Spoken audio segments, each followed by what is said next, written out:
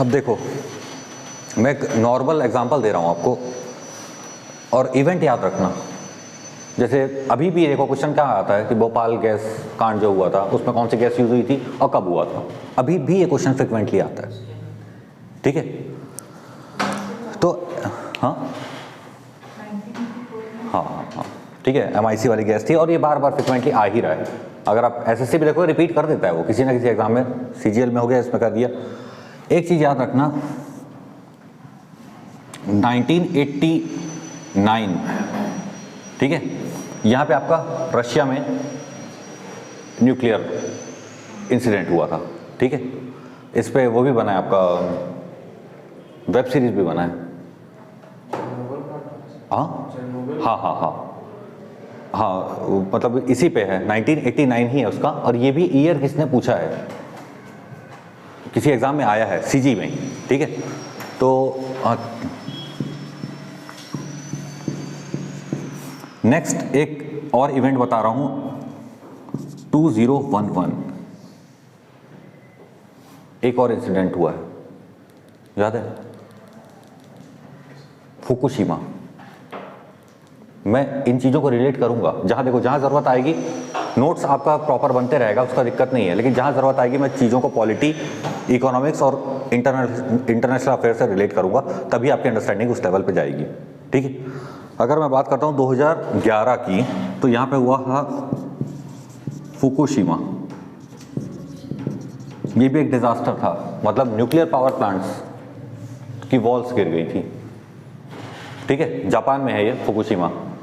Finally ये जब हुआ तो गवर्नमेंट, जापान की गवर्नमेंट ने ये डिसाइड किया था और ये स्ट्रिक्टली बैन किया था कि जापान में न्यूक्लियर पावर प्लांट्स को टोटली बैन कर दिया जाएगा, ठीक है, टोटली बैन कर दिया जाएगा। एक गवर्नमेंट का ऑर्डर था। और तुम अगर रोल देखोगे ना कैपिटलिज्म का या इंडस्ट्रियलिस्ट का, कि इतनी बड़े इंसिडेंट होने के बाद, क्योंकि ऐसी चीज़ें होती है ना तो उसका इफेक्ट बहुत सालों तक रहता है, बहुत क्या, जैसे अभी वर्ल्ड वॉर 2 वाला ही अभी चलता ही है, आप सुने होंगे ये सब चीज़ें, तो कि वर्ल्ड वॉर 2 में जो एटम बम फेंका था उसका इफेक्ट अभी भी है।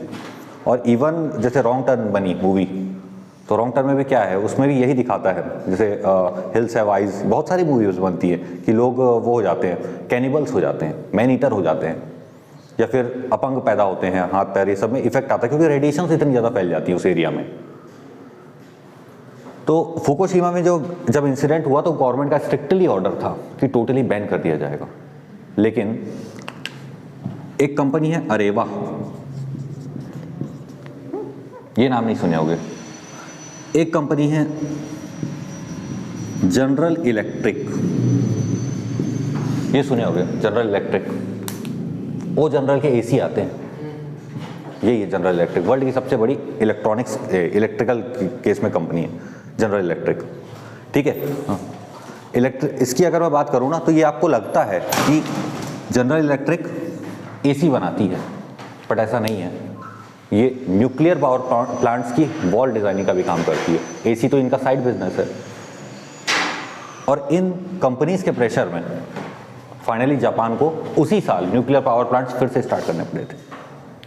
मतलब लोग क्या फेस कर रहे हैं, लोग उस सदमे से उठे भी नहीं हैं, लेकिन आप इंडस्ट्रियलिस्ट और कैपिटलिज्म का इतना ज़्यादा प्रेशर आता है गवर्नमेंट पे कि फाइनली उनको अपना बिजनेस बचाने के लिए करना ही पड़ता है। या तो गवर्नमेंट स्टेबल रख लो या फिर आप लोगों की भलाई कर लो, इतनी ज़्यादा चीज़ें आ जाती हैं, ठीक है। नेक्स्ट अगर मैं देखूं सेक्टर्स ऑफ इकोनॉमी, तो ये इवेंट याद रखना दोनों, चेरनोबिल हो गया और फुकुशिमा हो गया, ठीक है। और उसका खैर ज्योग्राफी में देख लोगे कहाँ इंडिया में कहाँ न्यूक्लियर पावर प्लांट्स लग रहे हैं, वो सब चीज़ें आपको अलग से आप स्टडी करोगे ही। Next thing is the sectors of economy की अगर मैं बात करूँ तो फ्रिक्वेंटली क्वेश्चन आता है, फ्रिक्वेंटली क्वेश्चन यहाँ से आता है। और एक ही डाउट आता है माइनिंग किस में आएगा। अभी CGPSC में भी आया था, CGPSC का एडमिनिस्ट्रेटिव में। प्राइमरी सेक्टर मतलब जो चीज़ें रॉ मटेरियल है, जो हमको अर्थ से मिल रहा है, माइनिंग हो गया। माइनिंग को हमेशा प्राइमरी सेक्टर में डालना, क्योंकि ऑप्शन आपका यही आएगा, secondary sector, tertiary sector, quaternary sector, यही आएगा ऑप्शन। तो कुछ भी हो गया, अगर मैं कुछ एग्रीकल्चर हो गया, लैंड से जुड़ा है, फाइनली आपका प्राइमरी सेक्टर में जाएगा। समझ में आ रहा है, अंडरस्टैंडिंग बना लो। हर एक नाम लिखने की जरूरत नहीं है, नाम लिखने की जरूरत नहीं है आपको, ठीक है, जो जो चीज़ें आपकी रॉ मटेरियल से रिलेटेड हैं all will be counted as primary sector. आज़ादी के बाद और बहुत टाइम तक भी 1970-80 की अगर मैं बात करूं तो आपका प्राइमरी सेक्टर ही पूरे देश की इकोनॉमी को संभाला हुआ था, मोर देन 60%। बाकी दो सेक्टर आपके, टर्शरी तो छोड़ दो, टर्शरी तो बहुत अब भी आया, मैन्युफैक्चरिंग भी आपका उतना ज़्यादा नहीं था। ठीक है, तो प्राइमरी सेक्टर ने बहुत टाइम तक होल्ड किया इंडियन इकोनॉमी को, और यही एक वो था जहाँ पे आप चीज़ें ग्रास रूट से होती थी, मतलब फाइनली फार्म में जो प्रोड्यूस होगा, ठीक है, खेत में जो उगाओगे उसका मतलब फाइनली एक विलेज का जो डेवलपमेंट होना है वो आपका प्राइमरी सेक्टर के हाथ में था। ठीक है, it is totally dependent upon the raw materials, agriculture, ये सब जो भी चीज़ें होगी वो आपकी प्राइमरी सेक्टर में आएगी। Next is the secondary sector, it is also called manufacturing sector. जो भी चीज़ मैं प्रोड्यूस करूंगा, रॉ मटेरियल मैं ले लिया, ठीक है, माइनिंग से मैंने, आप देखो दल्ली राजा से ये ले लिया, नंदिनी माइन से मैंने कुछ ले लिया, ठीक है, और जो भी आता है यहाँ पे भिलाई स्टील प्लांट पे, ठीक है, सारे रॉ मटेरियल को इकट्ठा करेगा और फाइनली वो स्टील बना के प्रोड्यूस कर देगा, दैट इज मैन्युफैक्चरिंग। ठीक है, मैन्युफैक्चरिंग आपका सेकंड में रहा। ठीक है, उतनी ज़्यादा इंडस्ट्रीज नहीं थी इंडिया में उस टाइम पे, बट चीज़ें धीरे धीरे डेवलप हुई, तो इसको आप मैन्युफैक्चरिंग सेक्टर भी बोल सकते हो।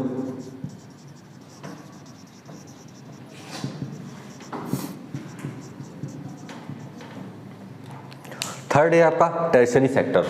टर्शरी सेक्टर अभी इंडिया पे हाईएस्ट है, more than 60%। It is a service sector, hospitality हो गया, ठीक है, या फिर जो भी हम सर्विस प्रोवाइड कर रहे हैं इंडिया में या फॉरेन में, जो भी आपको कोडिंग वोडिंग जो भी समझना है आप वो सबको ले सकते हो। ठीक है, तो that is the service sector.